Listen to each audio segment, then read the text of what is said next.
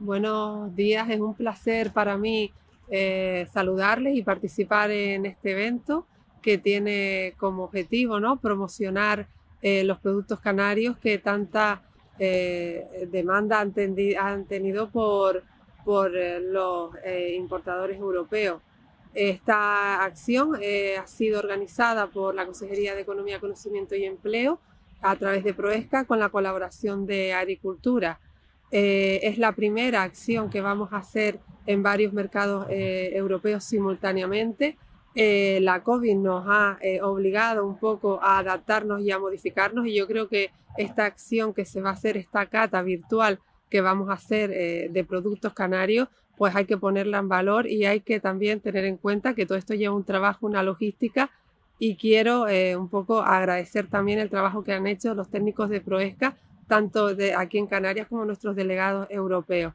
Evidentemente nuestros productos canarios tienen unas características, unas singularidades especiales y unos sabores específicos que desde que ustedes pues los degusten, los prueben, van a notar pues nuestros vinos, que las denominaciones de origen, tenemos 11 denominaciones de origen protegidas, nuestros quesos, nuestros queseros pues han volcado la sabiduría tradicional a los quesos que se hacen actualmente. Somos una de las comunidades autónomas que tiene unos quesos, una gran variedad de quesos, y luego pues otros productos como las sales marinas, nuestros mojos, el gofio, que es harina de maíz tostado, y bueno, estoy segura de que lo van a disfrutar. En esta cata virtual que vamos a hacer, en esta promoción de productos, también es un input para nuestras empresas canarias que van a ayudar en esta salida de la crisis. Y bueno, los dejo en buenas manos. Van a estar acompañados de Pedro Ballesteros, que es un Master Wine, y de Borja Marrero también, que es un chef canario que va a prepararles estos productos, y estoy seguro que los van a disfrutar, y espero que participen también en las acciones B2B que van a hacer nuestras empresas canarias, y que participen también empresas desde Europa, que se van a hacer desde el 10 al 15 de diciembre. Bueno, nada más, espero que disfruten, y desde el Gobierno de Canarias apoyamos este tipo de acciones para promocionar el producto canario. To be here with you this afternoon to share with you some information, some knowledge, some opinions on Canary Islands and its wines. It is by no means a pleasure not to see you and to be here on a 2D approach, just looking at the scheme, trying not to look at myself because I don't like to look at myself when I speak. But this is one of the things, and maybe one of the lesser things of the situation we are facing now. But on the other hand, we can take advantage of this, that is much easier to meet and to exchange information on this. Today, we are going to taste, we are going to discuss, we are going to share information on a number of wines from the Canary Islands. I would like to start by giving a very general introduction on the Canary Islands, and then I will continue speaking on other things, but while you taste, I would like the producers to tell you briefly, shortly, the main points about the wines. I'm not so much interested in telling you how the wines taste or how good or not so good are. I'm much more interested in trying to share with you the background for these wines, the narrative behind those wines, and why Canary Islands we think is a special, particular, unique place. It is an archipelago there in the middle of the Atlantic Ocean, relatively close to Africa, to the Sahara Desert, but with a very different climate. Most people, they tend to think that Canary Islands is something kind of a single definition for Canary Islands, but indeed the most remarkable thing for Canary Islands is its extreme diversity. Each of the 7 big islands is different.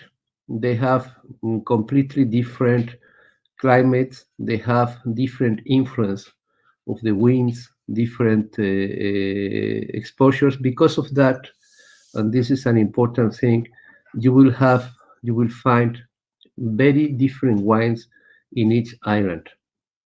There are some things in common. I would highlight two of them. One of them is that all the Canary Islands are built on volcanic soil. Some of them, like Fuerteventura and to a lesser extent Gran Canaria, they come from old volcanoes. Others, such as Tenerife, or Gomera, the volcanoes are more recent. And finally, others like Hierro and La Palma, the volcanoes are quite recent. Indeed, in parts of La Palma, in the south of La Palma, me, in my lifetime, I'm not very young, but I'm not very old neither. I've been living a volcanic eruption that has been changing somehow the landscape of La Palma. It was in the 1970s, and the volcanoes are active. So these are landscapes that are in movement. New soil is being created. The soil is also a living being. We are living beings with a short life. We are, I hope, all of us, we are people who will live 90 or 100 years, but I don't think that much more. The soil has much longer cycles, but basically it's also a cycle of life. The soils become old, they get the erosion. The erosion is taking out a lot of particles out through the rivers to the seabed.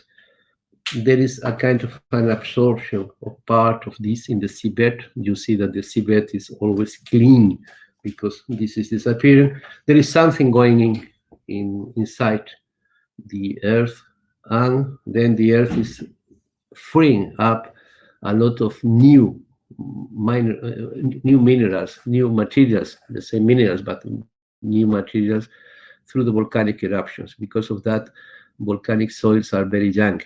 And as all things that are young, the soils, it takes a long time for them to be fertile, to have a lot of organic material to allow fertility. So normally, in many areas of Canary Islands, you are going to deal with low fertility soils because they are quite recent. The second common element to Canary Islands is that practically all Canary Islands wines are made of autochthonous grape varieties. They are not autochthonous if you look, throughout the whole history. Canary Islands, they were conquered by Castilians in the 15th century. There was an aboriginal population that suffered a lot and was greatly diminished. They didn't have any vines there. The Castilians and the Portuguese, they brought vines to Canary Islands, but after many, many years, several centuries of having those varieties there, in most cases, you will find the variety with all the mutations, the genetic transformations that happened throughout many years that are now in Canary Islands, and we are not able to find the original vine in Portugal or in Spain. Because of that, they are fully autochthonous. They are adapted to their landscape, to their terroir, and there is not anything similar to other grape varieties. But each island is going to have its own speciality. You will identify Lanzarote because of Malvasia volcanica, volcanic malmsey. I will explain later on this. You will identify La Palma because of Albillo Criollo, that is exclusive of La Palma, or La Palma Malmsey, that is similar to Malvasia de Sitges, to another Malmsey in Catalonia, in Spain.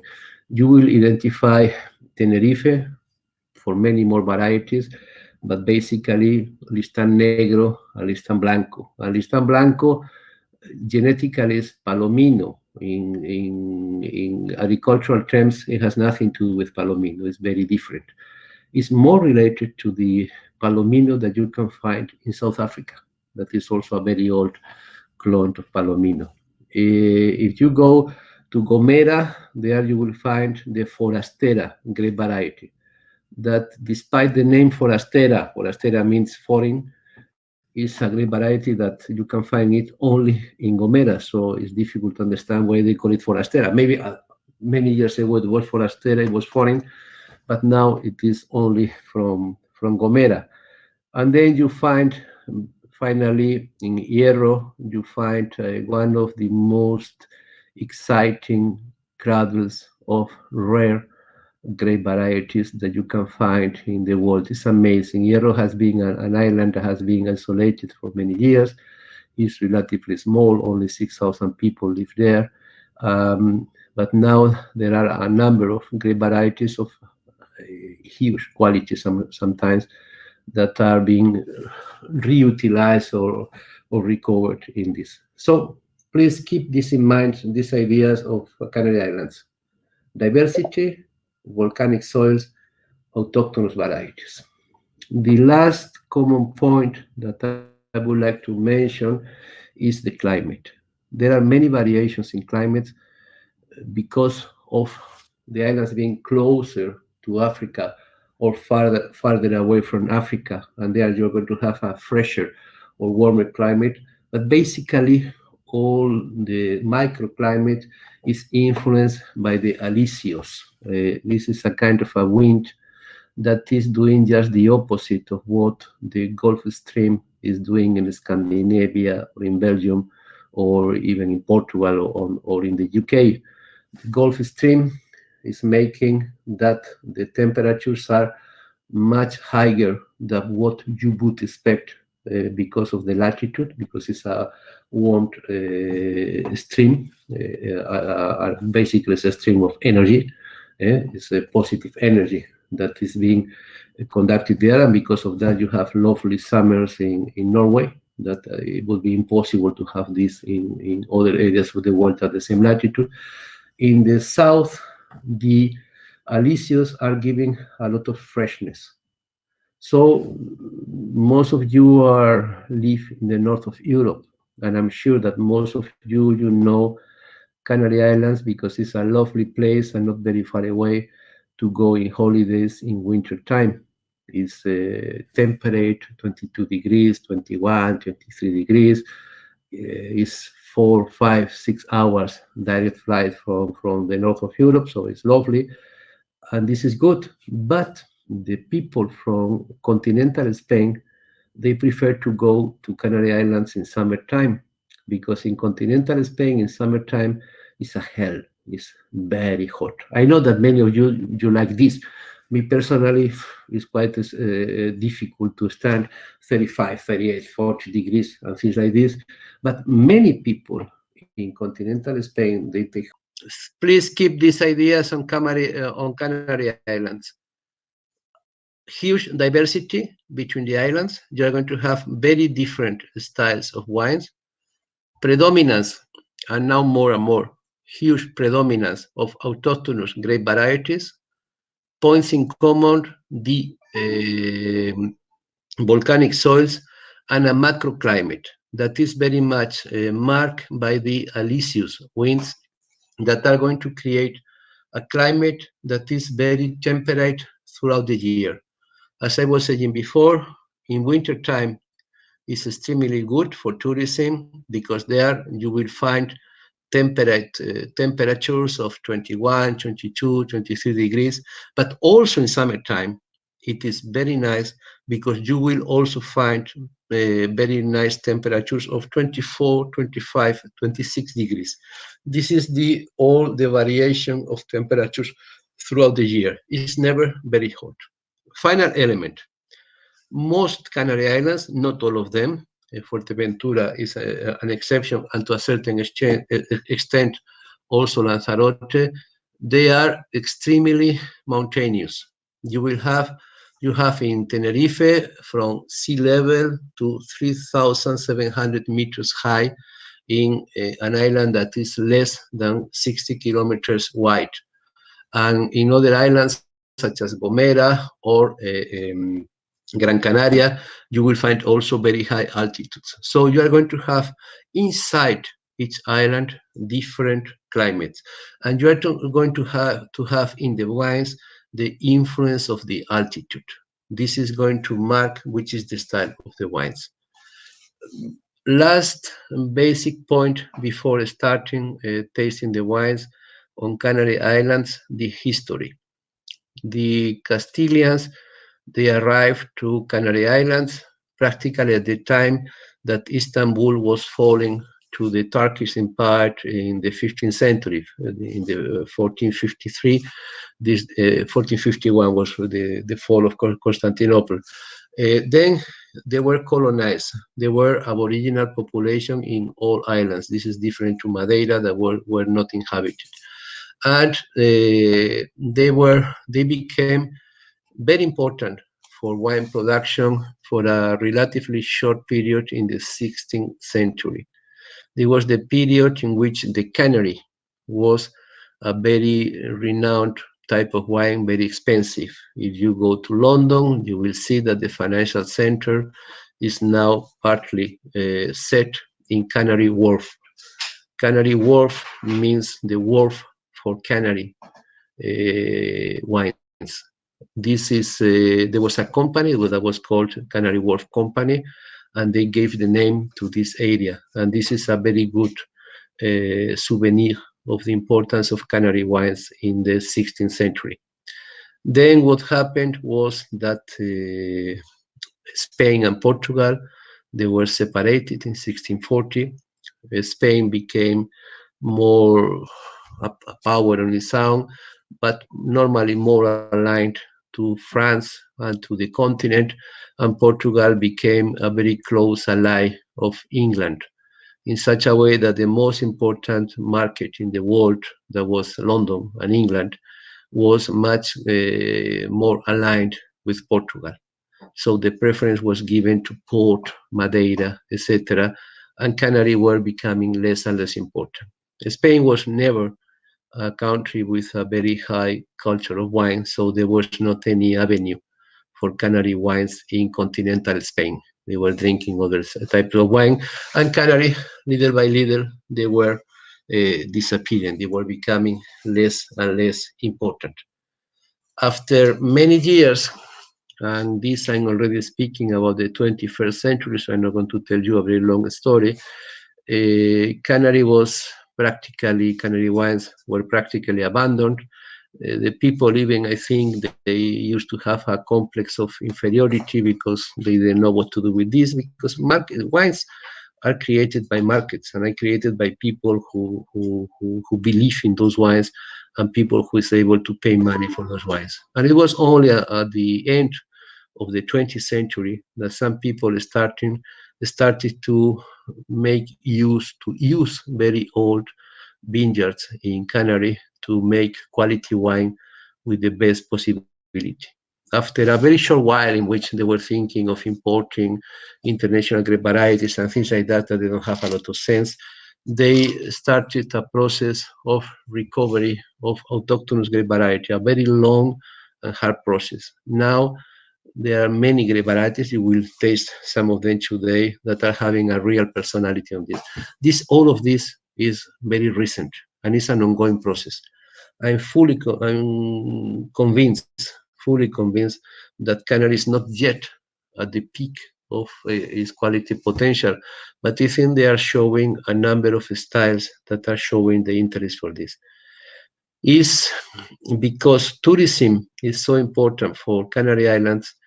In very contradictory ways, it's not so easy to make many foreign people knowledgeable in Canary wines, because most people, they go to hotels with all-inclusive, with very cheap food and very cheap wines, and they are not so well exposed to finding out about the quality of Canary food and wine. Now I think these things are developing.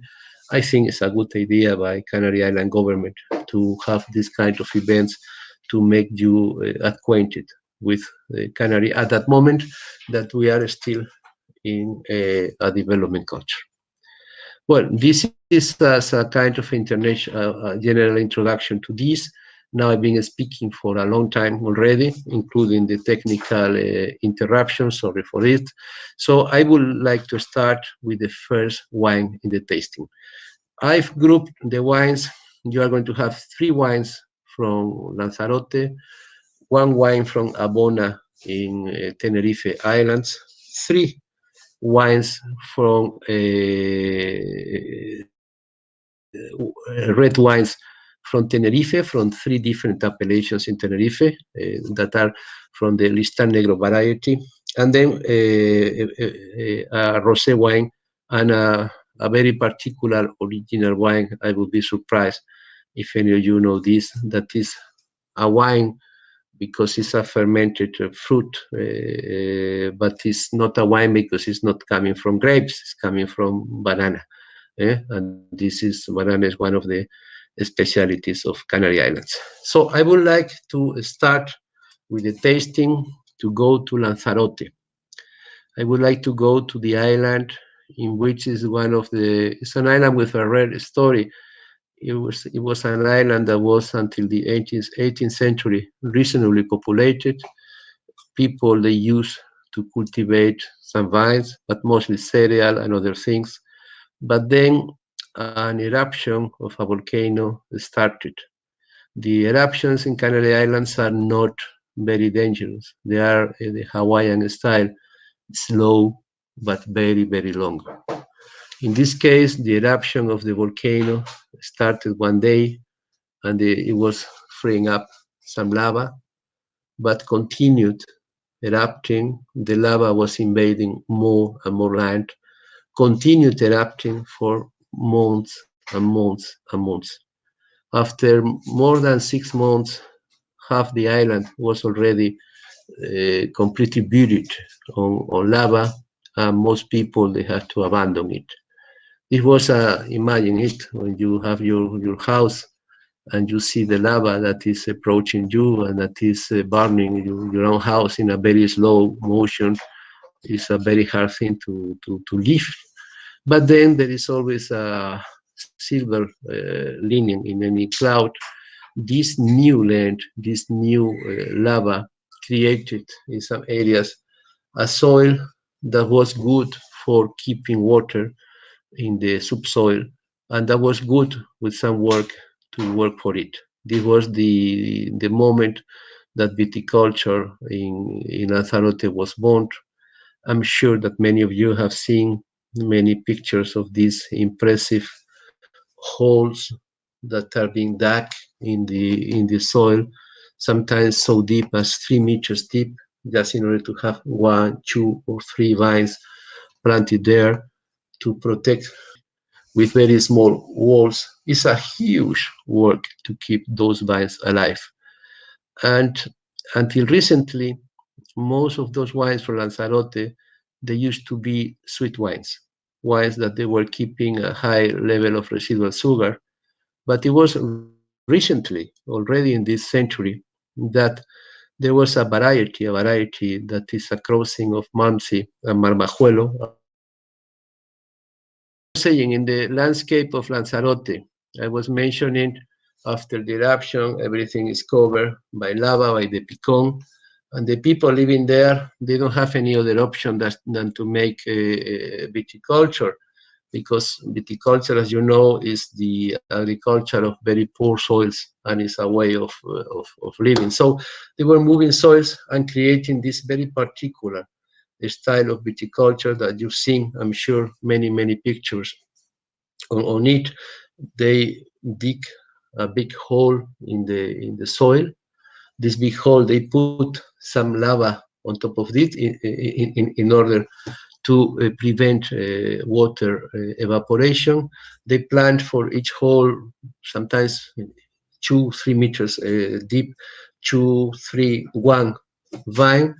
They protect the hole from the wind with a small wall in such a way that the wind is not beating the hole, And they work like this. It's a very hard work. It's a very difficult one. It requires a lot of work, but this is the only option to keep this land workable and to get out something from this land.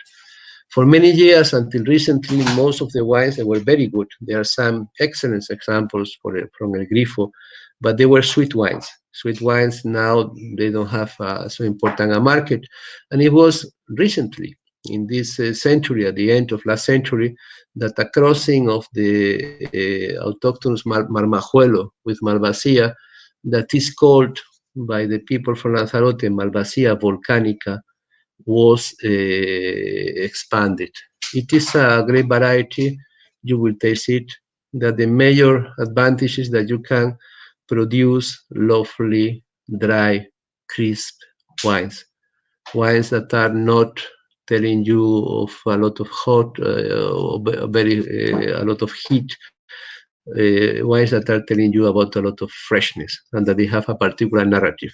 I would assimilate these wines and the very particular viticulture to Santorini, that is the other volcanic island with a tragic history, also because of volcanoes, that has been able to develop a very high quality viticulture on this. But let's start with the tasting Volcano. That is Javier is online. Pedro. Hello, Pedro. It's a pleasure to be here and talking with you again. So, my name is Iva Monreal, and schönen guten Tag alle, die Deutsch sprechen. I am a sommelier. I am a sommelier from the winery Vulcano. So we start to dry our Vulcano dry. That's made 100% with my Malvasia volcanica. If you have the wine in a glass, if you see, if we taste a very nice color, so straw yellow, and if we go to the nose, we have a very high intensity of tropical fruits like some mango, some pineapple. We get also a lot of stone fruits like peach, nectarine, so it's high intensity. And you can find in the nose the first touch of the minerality coming from the volcanic soils. And if we drink, salud.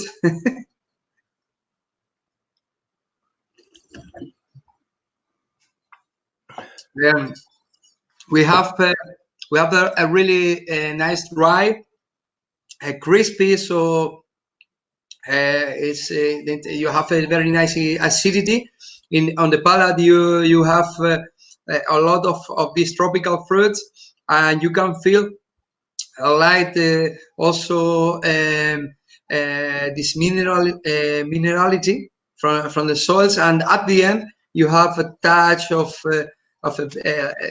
a bitter, typical from the Malvasia volcanica. You can feel at the end they make a very good balance between this bitterness with the fruits. So especially with what we do, we was the first winery in Lanzarote to work. We call it use grape banks, and that way what we exactly do. If you see the climate in Lanzarote is a desert, very hot and desert climate. So when you go, you pick up the grapes, you don't have a really high acidity. So that what we exactly do. When we pick up the grapes, we go to the press and we have the grape juice, and we don't ferment it everything in July or in August or September. So we keep in very low temperature. We keep the fresh grape juice, and we ferment it different times in a year. So we always have fresh wines on the market. So for example, in July this year, 2020. We fermented grape juice from 2019, from last year. So we do this because we like to keep always a fresh acidity and keep really fresh the wines. So that's or dry volcano. So, and as Pedro told, we're talking maybe a little bit also about the soils. The last big eruption in Lanzarote was like 70-30. And this volcano eruption covered all the land, the surface with some very small stony sand, so black stony sand, so that's really volcano ash. The local people call it rofe. In the other Canary Islands we call it pigon, and people in Lanzarote call it rofe. And with exactly people doing is a very particular viticulture. So people dig holes on this volcano ash to find the fertile soils. So some holes are like 2 meters deep, and the fertile soils are basically a little bit loam, some clay, a little bit also limestone, and in every hole we plant a single vine for different reasons. For first to help the vine to go to the fertile soils, and other main reason is we cover the vine from this strong alisial winds, and also sometimes we have Kalima, we have a very really hot winds, and the vine is protected in these holes. So it's very interesting to visit because it's they are unique vineyards in the world. Really nice to visit them and to enjoy a glass of nice white wine on the vineyards. So Pedro, I don't know if somebody has some questions. Yeah, I'm looking here for the questions. Thank you very much.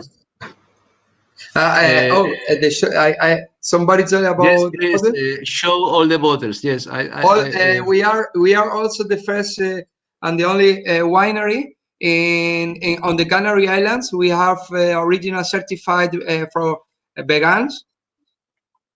So we don't clarify with albumin. You see, we are vegan, or all bottles are have the numeration, every bottle.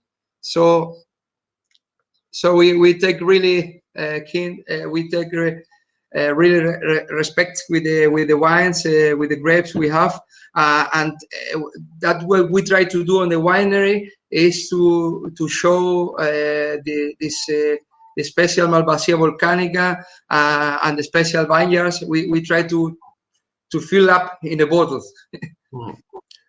Okay, thank you very much, Ivan. Thank you. Just going to the next wine. Just explaining to you the history of this. Malvasia volcanica, as I said before, is not it's very autochthonous, it's unique there in Lanzarote, but it's a crossing. It's a crossing that was appeared, it was not created, appeared in the, nobody knows when, but most likely was in the 20th century. The important thing for Malvasia volcanica Lanzarote, as Ivan has mentioned, Lanzarote is the island that is closest to Africa, to the Sahara Desert. There are indeed many sandstorms going there, and it's a climate that is warmer than other, the climates in other islands of the Canary Islands archipelago. So that is important, is crucial for Lanzarote to keep freshness. Because Lanzarote, on top of that, is an amazing island. The landscape is amazing, but it's not an island with high mountains. So you don't have many places in which to look for freshness, as it is the case in other islands, in the archipelago. So when they discovered that this Malvasia volcanica was capable of keeping very high acidity, a lot of freshness. It was the first proposal by Lanzarote. These are the two wines, the Bermejos and Vulcano, that you've been tasting. Now, some people is even go down the road to find for complexity, more identity, more things, and they are starting to experiment on how Malvasia volcanica behaves with the lees, having some aging on the lees. And this is the case of the third wine in this tasting of today, a wine by the winery that is the history of Lanzarote. El Grifo is a centenary winery. I was there. Unfortunately, I've not been there for a long time because of the virus, but I was there in 2019 and tasting very old wines, sweet wines there. They have a lovely place there, a lot of history, the colonial history, etc. But often those wineries that they have history, they also have the stimulation for innovation. And the next wine you are going to try is a wine, it's a Malvasia volcanica, Lanzarote, typical of this, keeping this high acidity, keeping this freshness, but experimenting with the lees. I don't know, because I don't control this system, if we have a representative from El Grifo with us.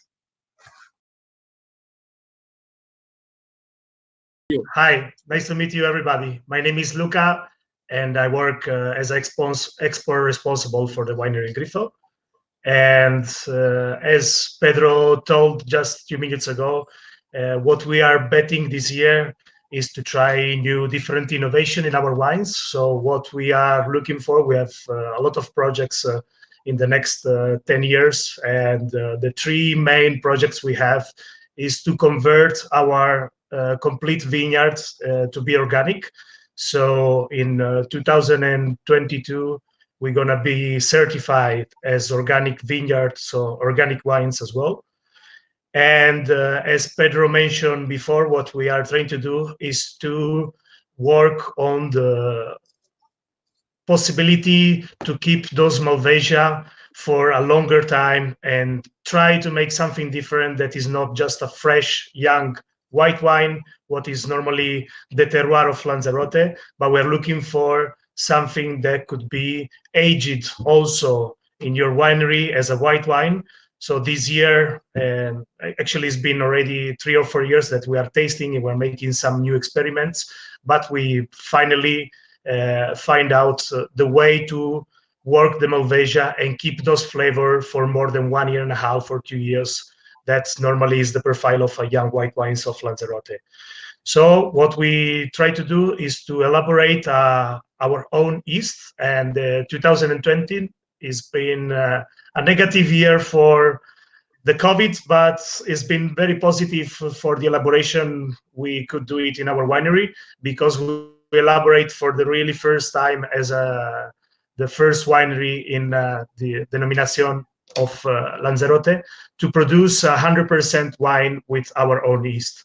That means that we extract it from our vineyards. We have our own laboratory that we use it to create our own yeast. In this moment, I don't have the same bottle because I've seen on the question that is asking to show the bottle. I don't have the same bottle of the Lias. I've just got a Canary bottle because it's the most representative for maybe for our winery.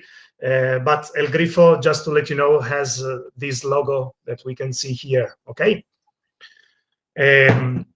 So as Pedro said before, that's one of the most important things also that we've never been affected by the phylloxera in Lanzarote. So we have such a unique variety nowadays, and one of them, it's an enrooted cross between, as Pedro mentioned before, between the Marmajuelo, which is a Canarian grape, and the aromatic Malvasia, which is coming from Greece.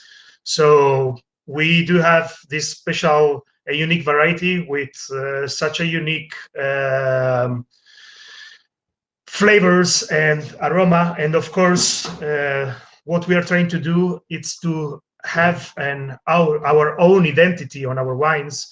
That's why, as I mentioned before, we started to innovate with our own yeast that will be extracted from our vineyards.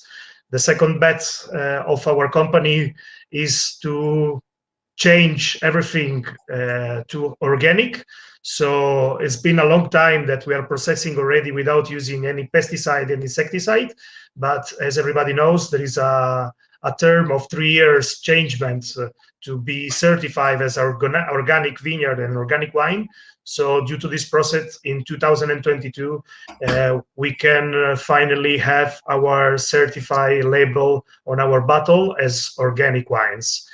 And the most important also things that we try to help with sustainability in this case, and collaborate also with the economy of the island, because El Grifo collaborates with a lot of families, and because we do have about 60 hectares square around our winery, but we also have different vineyards in all Lanzarote, which we collaborate with some of the families. So we are also turning this economy of the agriculture. As Pedro mentioned at the beginning, the most important activity in Canary is the tourism. So what we are looking for also is to restart in those difficult moments to help out also some of the other sectors which are very important, like the agriculture, that in this case, wine culture, that we are trying to working out. So basically the Lias, which is the wine that you're gonna try, it's a volcanic Malvasia that after the normal fermentation in the stainless tanks is gonna be aged during about 3 months with the batonnage method, which is a French classic method that is used to mix up those yeast inside those barrels. And after those 3 months will be aged for about 15 up to 18 months after that in stainless tanks again.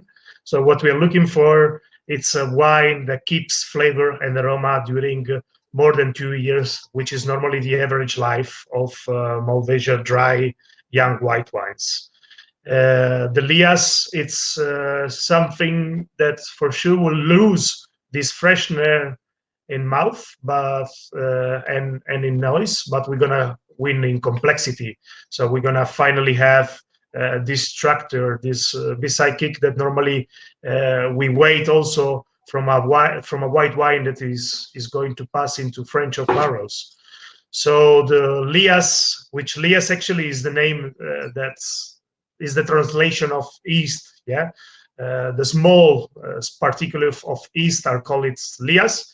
And as I mentioned, the batonnage method, which is a classic method to move those yeast inside the barrels, could be done in different ways. The one that we use is the classic. So with a stick, we're gonna insert it inside those French oak barrels and move several times per week the yeast for keep the flavor as long as we can.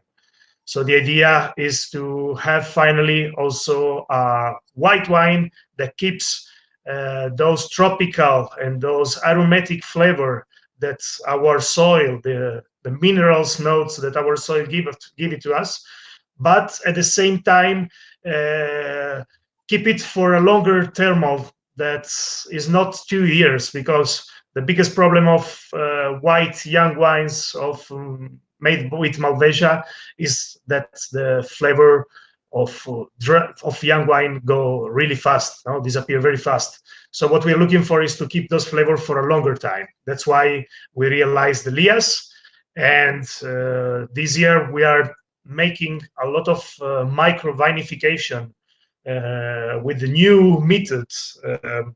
We elaborate for the second time an orange wine, which is something really interesting, because the Malvasia and the Moscatel, because we made it with 2 kinds of grapes, with the Moscatel, which is also the oldest vines that actually we can find in Lanzarote, the Moscatel of Alexandria of Egypt. Yeah, we made an orange wine with a classic natural method, so the classic maceration and the skin during the time that is needed to see those polyphenol structure oxidating and turning from yellow to orange. That is really nice to see a bottle with an orange wine inside, but at the same time with a nice taste. Yeah. So we are betting on those micro vinification, and not just to make and keep doing those standard wines, which are always unique, but at the same time, as Pedro said, Canary Island, they've made for 200-300 years the same style of wine, and it's also time to innovate, to improve, and to give an identity to our winery, to our island, because Lanzarote has such a high potential to be in the top wine world, and for this unicity of those wines. And we still have to learn, everybody. We still need to grow and collaborate with all the winery, because it's not just El Grifo, it's the denomination of origin of Lanzarote, which also give to us all the tools to investify also and try to find new ways of microvinification.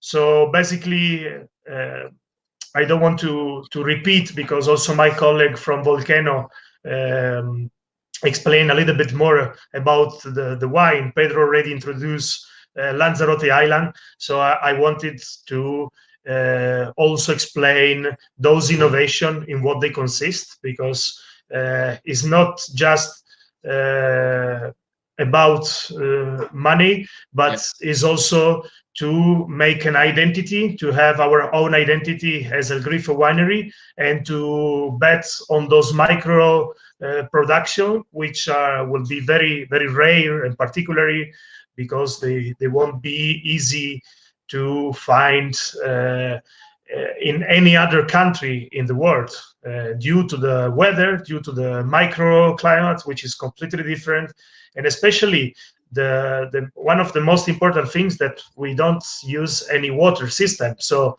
of course we're going to depend a lot on the rainfalls during the year, on the idea of the ancestral to build those walls and protect those vines and help to make the humidity water in the morning, which will be one of the most important things. So as my colleagues say, basically the walls will protect from the wind, which is very important, because our vines are exposed constantly to the alisios, as Pedro mentioned at the beginning. And those walls also will help out to make this humidity water, the condensation water, which will be absorbed by soil and will reach the roots, which are about 3 meters deep.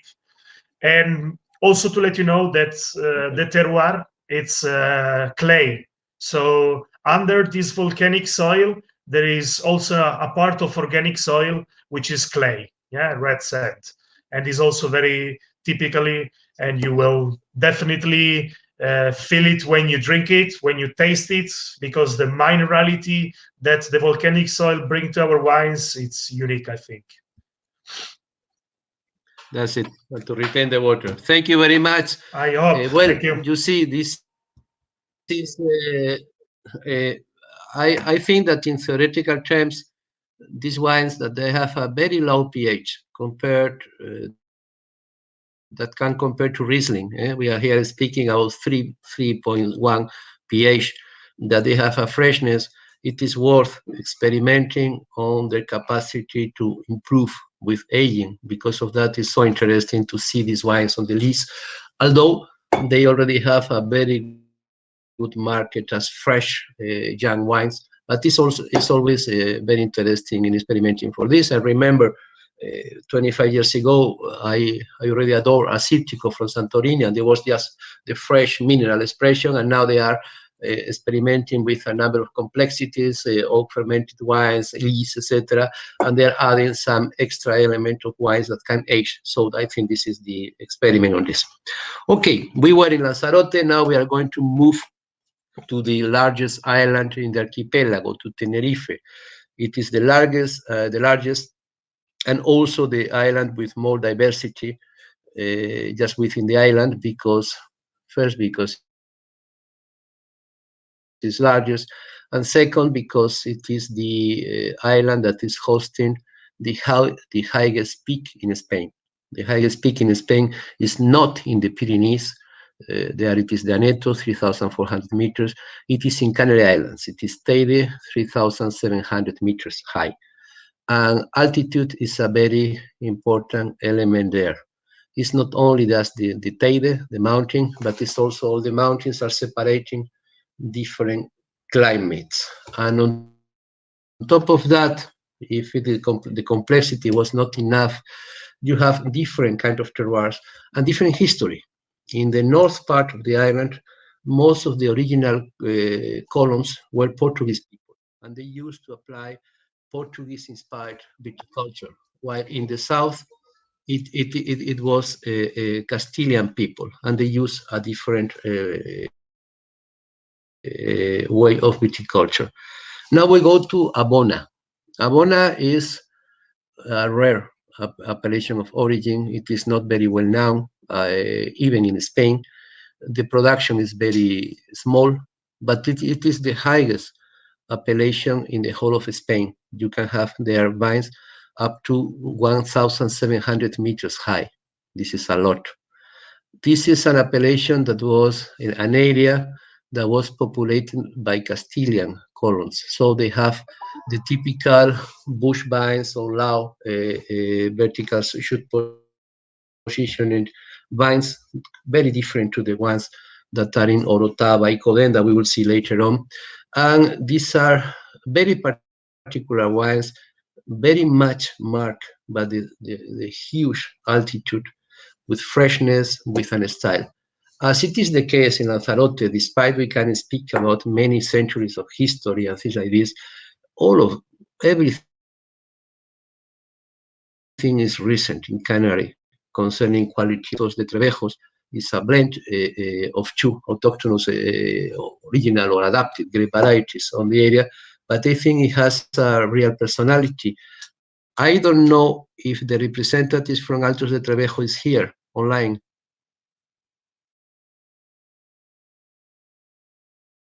Hi. Hi, nice to meet you, everybody. Yes, hello.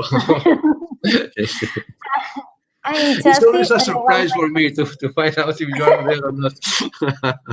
Okay. I'm Chassi, a winemaker of Altos de Trebejos, and I repeat something that Pedro has already said, but sorry. Altos de Trevejo is a family-owned winery founded in 2012. It's located in the Abona appellation in the south of the island of Tenerife, the area with the highest vineyard, the most sunshine, and the least amount of rain. We produce different types of wine, among which we highlight sparklings and mountain wines of single vineyards. Historically, mountain wines represents wine that grow at high altitude, above sea of clouds. Our philosophy is respect for sustainability of the environment, growing and recovery of all vineyards, and organic growing, with winemaking that respects the integrity of the grapes as much as possible, so that the wines are the expression of the land. Trevejo's vineyard is in Vilaflor, the highest municipality in Spain, in Llanos de Trebejos, the vineyard, at 1,300 meters above sea level, surrounded by pine forests and very close to the Teide National Park. There are 23 hectares of trellis vineyards and 15 hectares of old Bash vineyard. The grapes are mainly Listan Blanco and Listan Prieto, which are the most widely cultivated and historically planted in the place. Soil is a volcanic rock with two different horizons. The first and most superficial one is characterized by a long clay soil to 1.5 meter deeps. Most of them have a red clay intertwined with volcanic bombs, typical of this area, transmitting complexity, minerality, freshness, and full body to the wines. The second is a volcanic rock. We have a climate with cold winters and hot summer with high intensity of sunlight and average temperature difference between day and night of almost 10 degrees, which favors the good ripening, but with very low rainfall. These climatic conditions, together with a low relativity humidity, 30%, are suitable for organic growing.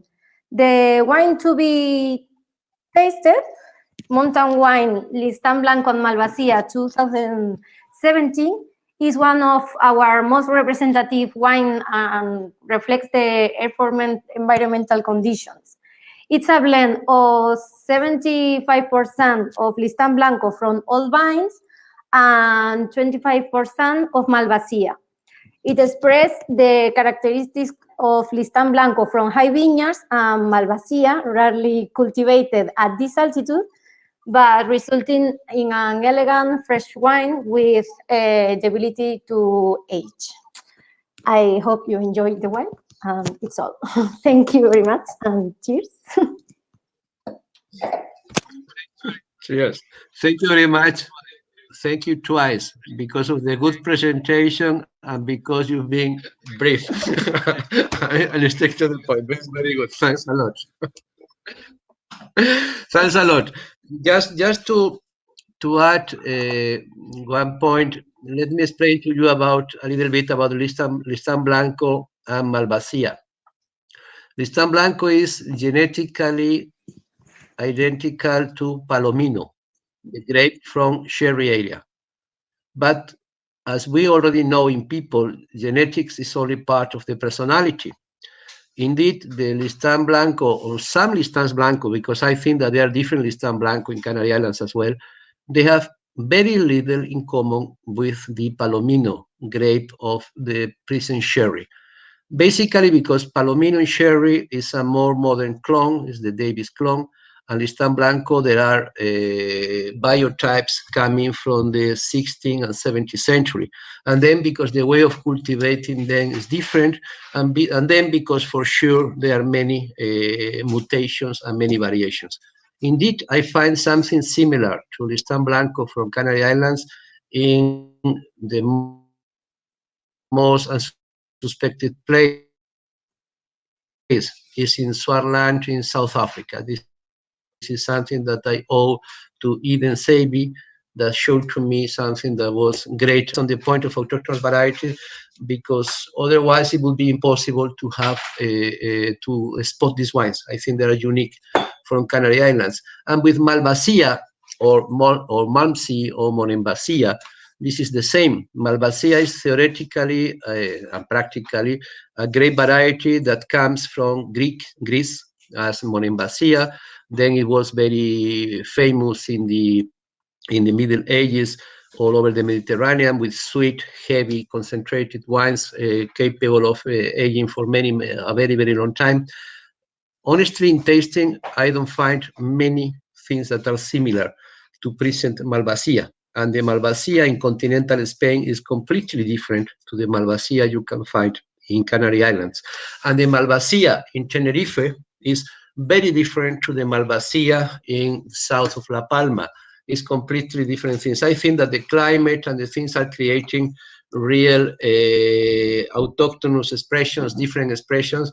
And of course, this is a nightmare for anybody who wants to study grape varieties, because it's very difficult to find yourself on this. But just to make the point on this, because you will see this in many grape varieties. Just for instance, now our next three wines are made totally or partially with a domination of one grape variety, maybe the most renowned grape variety in Canary Islands, that is Listán Negro. let me explain to you a few things about Listan Negro. First thing, despite what you see in many books, Listan Negro is not, definitely not, is not even related to País, Misión, or Criolla. It has nothing to do. There is also in Canary Islands this grape variety, the País, Misión, or Criolla, and this is the Listan Prieto. The confusion is that in all Castilian language and in Portuguese now, Prieto, preto means black, so it's a whole confusion. But Listan Negro is a completely different grape variety that, as far as I know, you can find it only in Canary Islands. In many different Canary Islands, mostly Tenerife, but also in other islands, but it's only there. Some people like Jancis Robinson and Jose Villame, Julia Harding in their grape varieties book that most of you know pretty well, they say in the book that nobody knows where it comes from. In other book that I received very recently from Celia, from one of the wineries here, they say it is an old crossing of Negramol and Listan Blanco. Maybe the name comes from there. At the end, I mentioned this to you for curiosity. The important thing is unique from Canary Islands, and it has nothing to do with País, Misión, Criolla. By the way, now in Canary Islands, this is very recent, there are some very good wines of Listan Prieto, and it would be a very good thing to taste side by side Listan Negro and Listan Prieto. You will see that it's impossible to get confused by them. Listan Prieto is much paler in color, is less concentrated, can be very elegant, and Listan Negro is much more of a chameleon. It's a grape variety that is showing to you, if the winemaker is good, of course, is showing to you the terroir, the origin. Because of that, today we are going to have three different Listan Negros from three different appellations of origin in the same island, in the island of Tenerife. We are going to go from west to east, because I think it's going to be a more instructive travel than the other way around. We are going to start in the far east, in the far west, sorry, in Icodén, the Dauti Sora, in a wine, the host appellation is Canary Isles, Islas Canarias. I don't know if it can be translated by Canary Islands or not.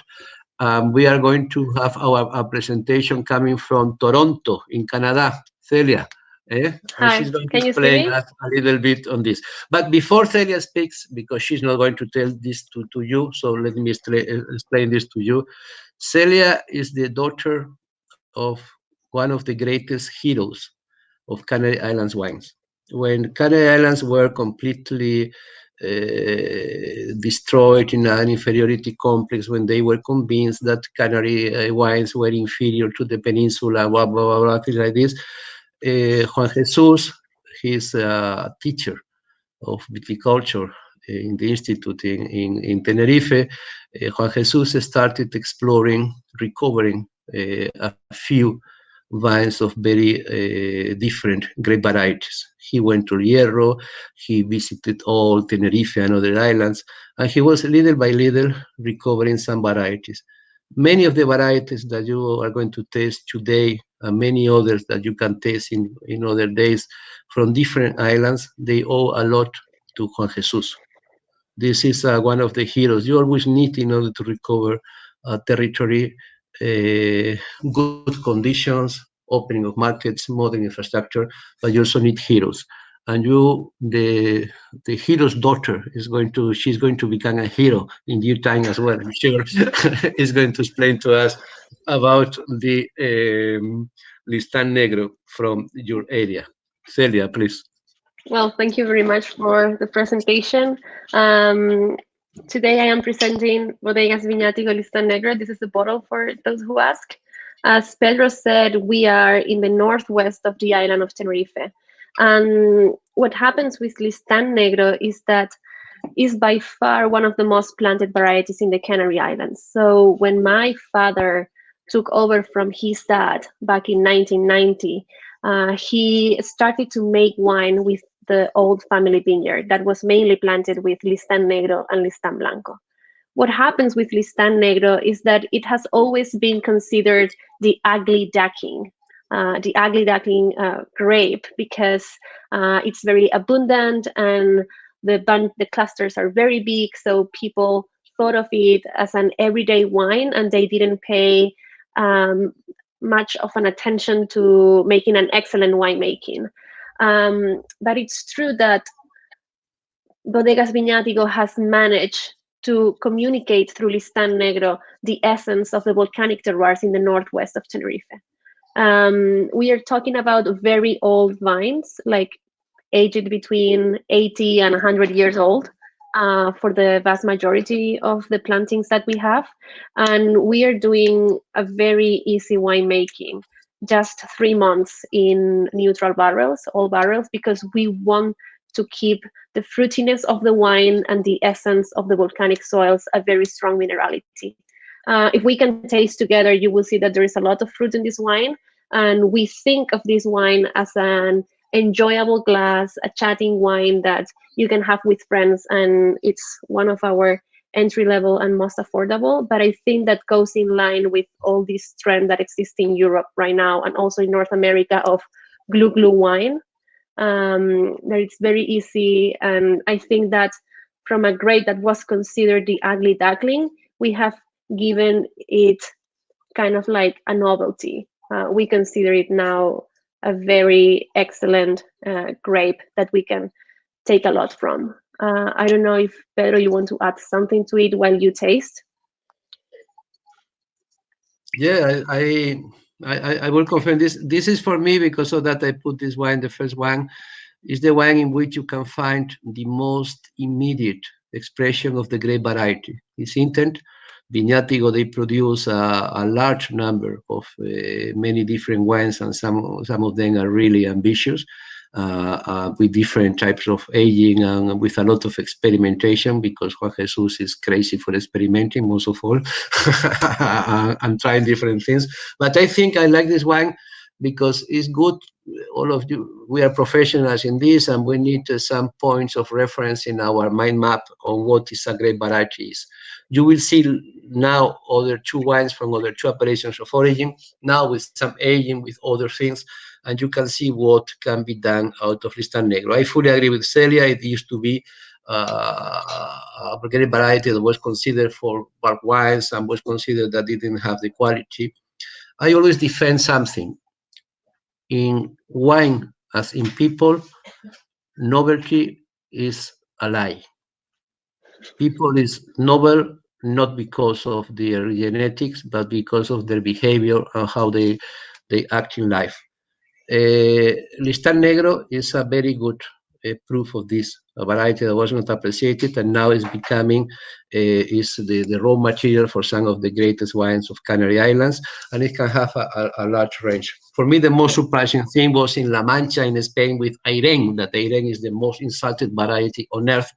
And 1.5 years ago, I tasted a delicious, complex, wonderful Prephyloxera Airén from La Mancha. So I'm now completely convinced that I couldn't care less about pretended novel varieties and not so novel varieties. The novelty is the combination of the plant, climate, and the people, and there you can find a lot of novelty. And I think this is a good example. Yeah, I insist, as Celia has mentioned, this is their entry level. This is their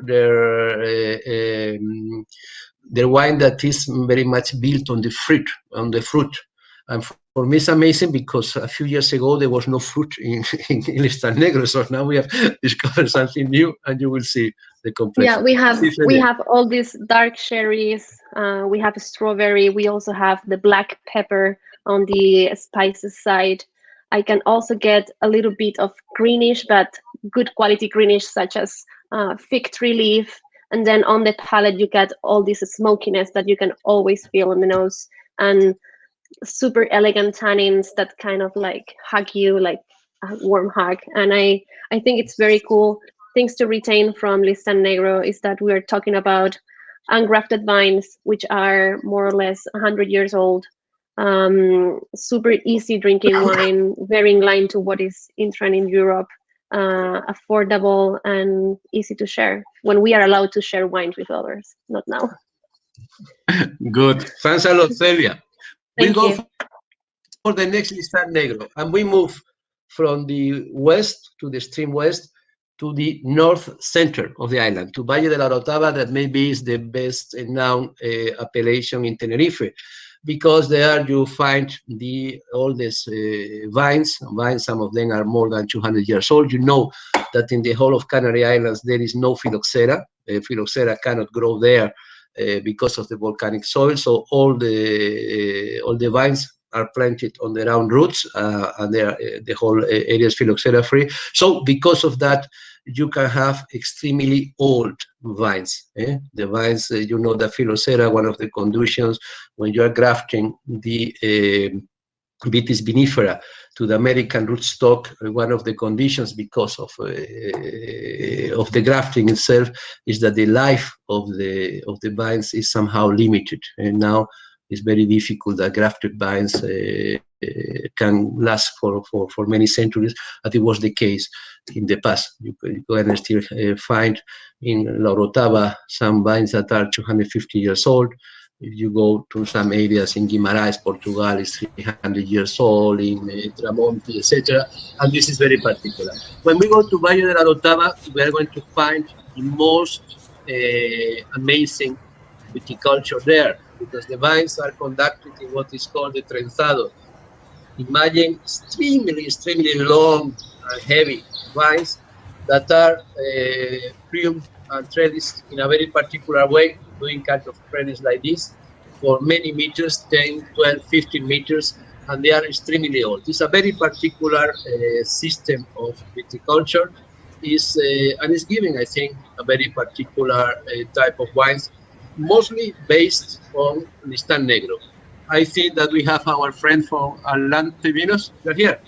Yes. Yeah. Hello. There's a lot of noise behind you. Now it's okay. Is it okay now? Hello, everyone. My name is Jesus González de Chávez. I'm the representative of Bodega Quinta San Antonio in Valle de la Orotava. This is the wine that you should be tasting now. Well, as Pedro told you, we come from the north of Tenerife, the largest island of the Canaries. We started with the winery in 2013. Before that, we were vine growers, and we're still agricultural entrepreneurs, and we sold grapes to different wineries. In 2013, we decided to have our own brand and take care directly from our own plots. This is an artisanal run family-run winery, and we have got just 3 hectares. So this is a very small winery compared to others. Atlante is our only brand name, and we're just making 2 different wines. One red, this one that you've got, made only from Listan Negro grapes, and the other one is a white Atlante, made from Albillo Criollo and Listan Blanco, also from Valle de la Orotava. That's in the west of the valley. As I told you, just 6,000 bottles on this last vintage, but we can make more wine if we succeed in the market. You know, there's a lot of competition. If we succeed, we will go further because we have the vines and we can do it. Just let me tell you a little bit also about our terroir in Valle de la Orotava, which is quite unique. Pedro told you now quite a few things, but just a little bit more. We are very much influenced by the Atlantic Ocean and the volcanic soils. The north winds, the Alisio winds that come from the north, they get stuck on the mountains of the valley, and so we have like a curtain of clouds. We call it a sea of clouds during especially the month of July, and this added up to the way that Listan Negro works. We have a very long cycle, vegetative cycle, that happens mainly during the end of June and July, and then after that, during August and September, we have more sunlight and well, the grapes can get enough sugar. We also, as I told you, we are also influenced by the soils. Try to think about a valley that with enormous landslides that happened centuries ago. And so we have a soil that's mixed with very light materials, clay, sand, but also heavy materials like basalt rocks and also pumice. ¿Puedes enseñar la botella? Yes, of course. This is the one we are tasting now, Atlante. And what I was telling you about the soils, also the altitude, well, it gets pretty steep here. We have we are at 400 meters altitude, and the sea is just at 4 kilometers from our winery, and the highest mountain of the island, the Teide, 3,700 meters, is at 15 kilometers. So it gets quite steep. And the main thing about our terroir, and we have to do a big effort because this is very costly to labor this type of training method. These vines, this Listán Negro trained in a cordon trenzado, braided cordon. We have this unique method which where the plants grow horizontally. You form like 6 to 8 arms on the same direction, and well, they grow as much as their vigor allows them to do it, depending on the soil and well and everything, and the water availability. We only have dry farming here. 80% of the vineyard in the valley is trained in this method. This allows us to have very, very old vineyards. Pedro said 200 years. I know that ours can be at least 150 years old. And I think the main reason can be that when you prune these vines on this way, you do it on a very gentle way. You don't make big wounds on the plants, just small ones, so that they don't get any bacteria. Well, I'm just talking now about a little bit about the wine, the Listán Negro wine you have in front of you. This is the 2017 vintage, probably not the most concentrated vintage that we have, but I think it shows what we do here. This is the typical Listán Negro from La Orotava, and we also work at the winery on a very gentle way with the grapes we get. We use the old lagar that we have at the winery. This is the old facilities. We ferment instead of fermenting on vertical deposits. We do it on horizontal deposits. We have a lot more skin contact with the must, and ferment it for 10 days and not add any yeast. We just use them from our vineyard and from the winery, the ones that we have there. So you have a lot of vintage expression on each of these bottles and terroir expression. We age the wine from 12 months in 600-liter French oaks, and don't filtrate or clarify the wines. So I think what you get, it will be very, very straight to what we have there. Okay. And enjoying the wine, I would say Listán Negro mainly gives cracked pepper, red fruits, and of course, when you open it, you need some aeration. It's a bit reductive, but it won't take too long until you get all those aromas. Okay. Thank you very much. Thanks a lot. Thank you, Pedro. We're a little bit late, also because of the technical problems. I take advantage to make a very short comment because I see here the comments on Etna. Etna is a region in which as well, it is a volcanic region with a relatively recent success. Let me point out my opinion on the difference between Etna and Canary Islands. The things are similar. You find a grape variety that was despised for many, many years, and now it's a grape variety behind extremely good wines, that is the Nerero Mascalese in red, and let's not forget the Carricante, that is wonderful in white wines. You have soils that are volcanic. Some of them are very old, others are not so old. There are even some vineyards that have been destroyed by the recent eruptions of the Etna. There is a big difference between Canary Islands and Etna. It's the land ownership.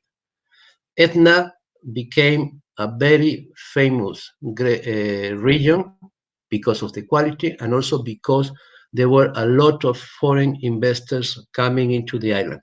You see from Belgium, Frank Cornelissen, but you see also from the Sicily, you see the people of Firiato, of Planeta, etc. Many people coming from Piemonte, etc.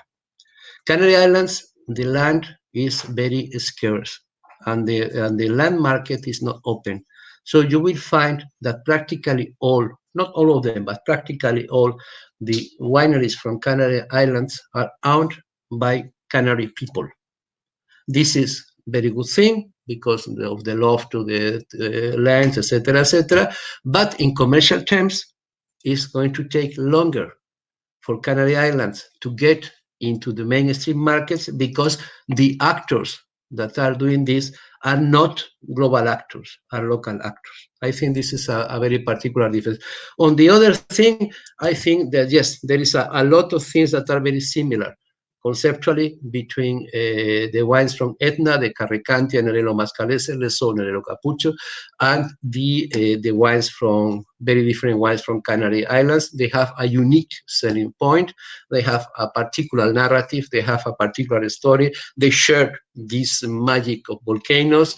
They are recent, but look at the actors are different. It's not the same to work with Planeta or with Firiato or with big international people than to deal with people from Canary Islands that are realizing this, realizing the potential, learning little by little, but are not part of corporations. You don't have any big winery in Canary Islands. Indeed, the biggest winery in Canary Islands is in the region we are going to taste now, the third Listan Negro from Tacoronte a Centejo. The original region for the recovery from Canary Island wines, there was a hero. This time it was not a winemaker, it was a politician. For once we have a good politician. There was Ricardo Melchor, that decided at one time that the agriculture in the Canary Islands should be something much more autochthonous, not to produce tomatoes or bananas for the international markets as a commodity, but to produce something with a very much more of an identity. And wine, there was a long history, there was a good stock of all vines, and it was worth to try to explore this. And they started by this, and they created the only public winery I know, at least in the Western world. In China, you can always have a different approach. That was Viña Norte, and this was at the origin of many other wineries that were exploring much deeper on the quality side, etc. But another hero, as I mentioned Juan Jesus before, is Ricardo Melchor on launching this. And Tacoronte Centejo is the original region for modern style wines of Tenerife, and I would dare to say even from Canary Islands. They are really the ones that started. It's a cooler region. It's a region that is facing north. It's in an area that used to be an area very famous for people from continental Spain going on holidays, but I never understood why, because it's the cooler area in the whole island, and because of that, you have wines that are very, very fresh and interesting. I would like to share the screen with the representative from the winery. I don't know if you are there. Vinos en Tandem. Yes. Hello. Hello. Hello. Hi, everyone. Good afternoon. I'm Loreto Pancorbo. I'm the owner and the winemaker of the winery. This is a family project. My husband and I founded the winery in 2017 because we have 3 small kids and we decided to start to make the wine with our own grapes. in our house. So the winery is in our house, and our kids help us to work in the winery. We have 6 hectares. We have different vineyards between Los Realejos and Tacoronte. The white grape varieties we cultivate in Los Realejos, and the red wines come from Tacoronte, Acentejo. Today we are going to taste the red wine from Tacoronte, but we have another 2 reds. I mean, this is a very artisanal project. We don't use any machines. We use gravity in the winery. And as you can see in the pictures, we can see the table in the vineyard, and we usually have a clear sky during the winter and also in spring, but during the summer, all the morning are very cloudy. In Spanish, we said panza de burro, which is always very cloud. The ocean refreshes a lot all the vineyards, so we don't have very high alcohol levels, but we can get a very lovely tannins maturity and also a very good concentration of flavors. In the winery, we usually filter all the grapes, all the red grapes. As you can see in the picture too, we don't have any steamer or any crusher. If we have to remove the stems, we usually do by hand, which is quite hard sometimes. And we ferment all the grapes together in this wine. It's 50% of Listan Negro, 30% of Negra Mol, and 20% of Castellana Negro. This is a typical blend from Tacoronte Acentejo. So we wanted to keep the old style. We don't filter the wines, and we don't usually work hard the wines. We work really gentle, and we try to make very drinkable and enjoyable wines, very easy drinking, but with high acidity and very fresh palate. We are sustainable in the winery and also in the vineyards, because in the winery we don't use any machine or any any extra electricity, except the lights on the on the winery. And we have a lot of animals in our winery, so all the things that we can compost, and then that compost we can put in our vineyards. So we are quite sustainable. We are trying to improve our system, and we really would like to have sunlight, more power from the sunlight and things like that. But we started 2 years ago, so we are improving, and we want to keep going in this direction. And I don't know, I really would like to go fast because I know it's too late. I don't know if I forget something. Pedro, can I say something else, or it's everything okay? You said just the most important things, and we are really late. So there is one question. How high, which is the altitude of your vineyards? Oh, it's 480 meters. And they are facing north, most of them, no? Yes, of course. Yeah, They face all north. of them, yeah. Yeah. Very fresh. Okay. Thank you very much. Thank you very much. I'm going to try to accelerate, because otherwise you are going to abandon us and you're going to have dinner very, very soon. Let's go for the next winery and the next grape variety, in which the representative is ill, so she cannot be here, but I will explain to you. It's a wine that is made from Bijariego. El Sitio Vijariego. It is a wine that is made, is Islas Canarias, because the grapes, they come from El Hierro, but but the wine is made in Tenerife. Because of that, they are using this larger appellation of origin. Vijariego, theoretically and genetically, is the Sumol grape variety from Catalonia. Again, I think that if we taste Sumol from Catalonia and Vijariego from Canary Islands, we will find very few things in common. But apparently there is this thing that is similar. It used to be not important at all, neither in Catalonia nor in Canary Islands. It's one of the grape varieties that was rediscovered in Hierro, as many others, and Juan Jesus was playing a very active role in this. It's a wine that tends to be fresher, that tends to give a different profile. Normally, I tend to like many blends of Vijariego with other varieties. I think that the most remarkable feature on there is the freshness of the wine and how it is giving a different profile. I think it has less of an scope than the wines with Listan Negro, but anyway, it's a particular variety that if we add up all the Sumol and all the Vijariego in the world, you have less than 300 hectares. So it's a very rare variety, and it's giving a particular expression to this. It's also a representative of El Hierro. El Hierro is one of those treasures that are hidden in Spain, together with Ribes de Duero and other regions that were completely abandoned for centuries. And this is something very sad. But the good thing about this is that you have very old stocks of very old varieties that is being very well preserved.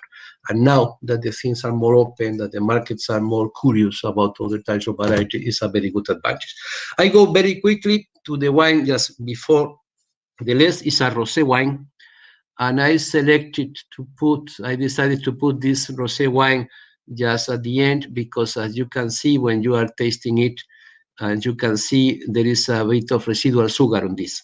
It's a wine that is showing a type of wine that has its own particular markets. It's a wine that is developing also an style in which it would be interesting for you to know. I don't know if the representative from the winery is with us, from Linaje de Pago.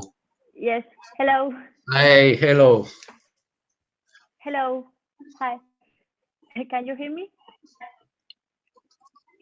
Yes, I can hear you. Thank you for everything. Okay. My name Piden is Sara, que enseñe la and botella. I'm in terms of export. There is our Yes, bottle. good. Keep it. It's Rosa Palo. Okay. First of all, I want to thank you for giving these very special wines in our archipelago an opportunity. 3 years ago, Linaje del Pago winery was born. The winery is located in the town of the Sausal in Tenerife, Canary Islands. We have 13,000 meters in our vineyard, and we have 4 different grape varieties. Now, let's see our wine that we are testing. This is the Rosa Palo, rosé wine. I think that the first that we have to know is that this wine is no sparkling. It is of dry wine.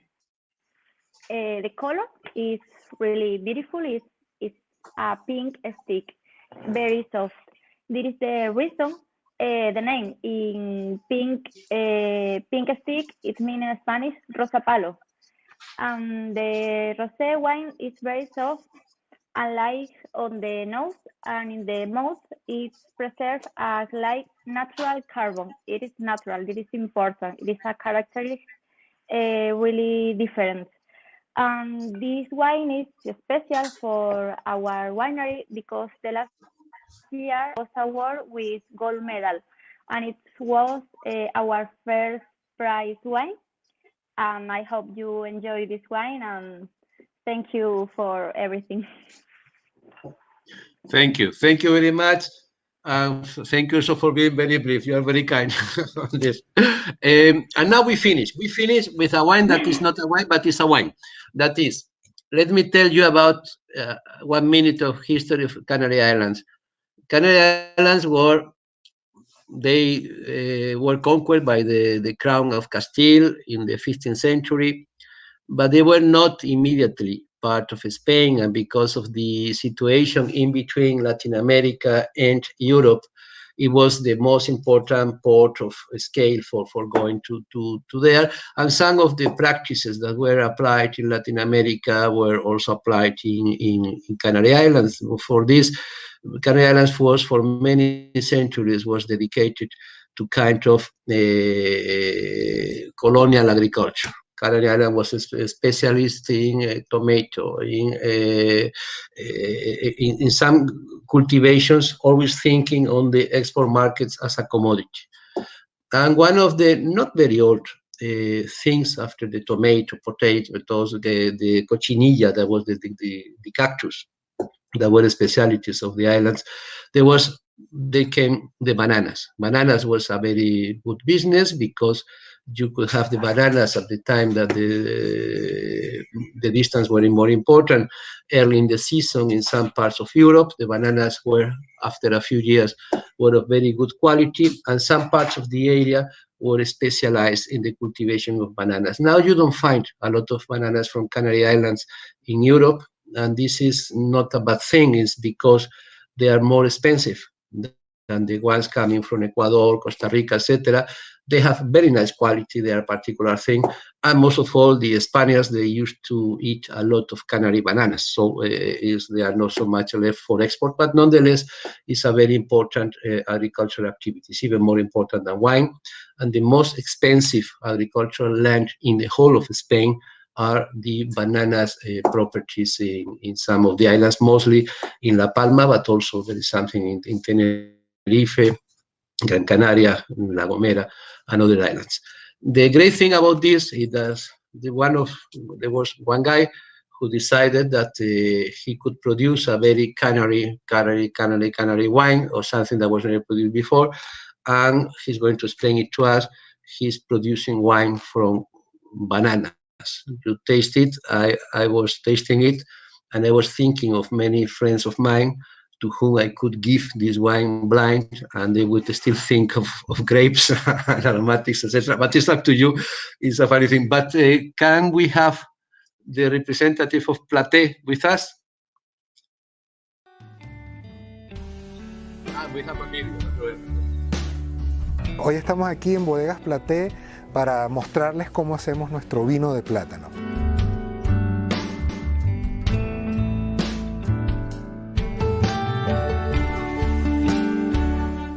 Pueden ver que el plátano que utilizamos es un plátano en su pleno estado de maduración. Luego lo ponemos en un mesón para seleccionarlo, pelarlo a mano uno por uno.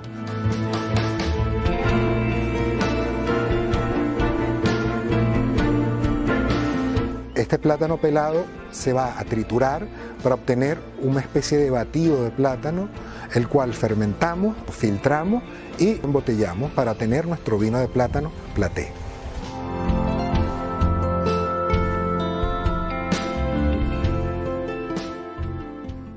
Hola, Carlos. Hi, how are you, everybody? Okay, you already saw how I made a banana wine. So you must try first, and I'm not gonna give you a lesson about tasting lesson about my banana wine. You can try it and draw your own conclusions and description. I just want to ask you some question to think about it. How many wines could there be in the world? Millions. Okay. How many banana wines from the Canary Island do you know? Just one, my wine. Imagine arriving at a party with a bottle of wine. Okay, you brought a red wine, but surely there will be another red wines in a party. And now imagine arriving with a bottle of banana wine. Which wine do you think will attract attention? Which bottle do you think will be opened first? I'm not going I'm not going to tell you the answer. I think you must have the answer. And the other side, imagine offering to your customers something really different, with a high quality. I think they will thank you. And finally, I want to tell you what I want to tell you. We make our banana wine only with bananas. We do not add any artificial flavors or colors. Just we take the bananas and we ferment it like the people used to fermented the grapes. That's it. As well, for example, with that wine, I think almost everybody have to taste. We won a gold medal in a wine contest, and was tasted was made in a blind tasting, and we get more than 90 points in the tasting. So we won the gold medal against another wines, not fruit wines, another wines. We are not a wines. We are a fruit wines, banana wines. Okay, this is the one important thing to when you talk with your customers, you must say this is a banana wine. It's not a wine. Okay, and anybody have any question? I think my product talks by itself, and you can offer something different to your customer. And I really think they will appreciate that to sell this product. Okay, Carlos, thank you very much. I think that people is still under the shock of understanding the wine, but I like the wine. Honestly, I was more skeptic before tasting it than after tasting it. I think it's very nicely balanced, and is very interesting. And as I said before, I think that many of my friends they will think of real wine. There is one question asking if you add water to the bananas. No, we do not add any water, any flavor, any sugar, nothing at all. You must know that the bananas has the same amount of sugar like a ripe grape. Okay, bananas and grapes have the same amount of sugar inside, so we can get the similar alcoholic the similar sorry alcoholic degrees in during the fermentation. Okay, thank you very much, Carlos. That I know we are very late. Thank you. Enjoy it. Which is the yield?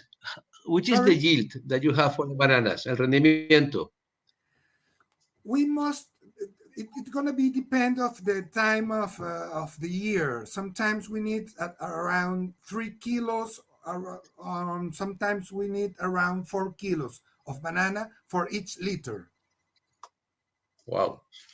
Yes, a lot of bananas.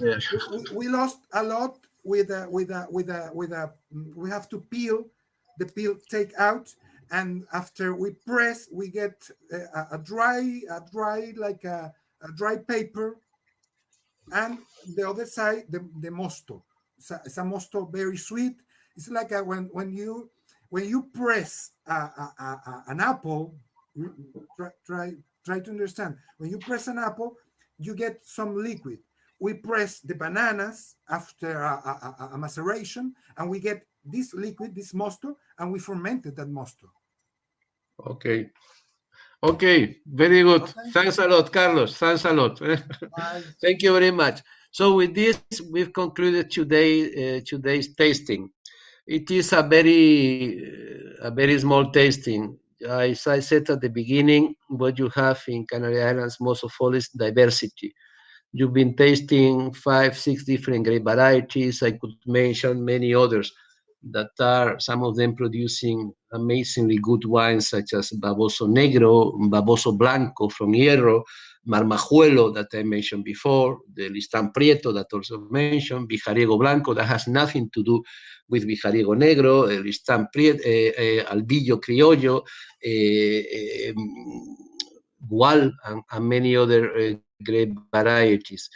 It's amazing what's going on in Canary Islands. The good thing about this is that you are going to have a lot of exclusive low production wines. The bad thing is that you are going to have a lot of different low production wines. And so Canary Islands, they should look for kind of niche markets, and I think they should even go for unique selling points and very well-defined styles of wines, because the land in Canary Islands is very scarce and very expensive, and they have to concentrate on different kinds of wines. I hope that you have enjoyed some or all the wines. I hope this has been slightly useful to give you more insight in Canary Islands. I will enjoy a lot speaking about this land for years, because there are so many things to say.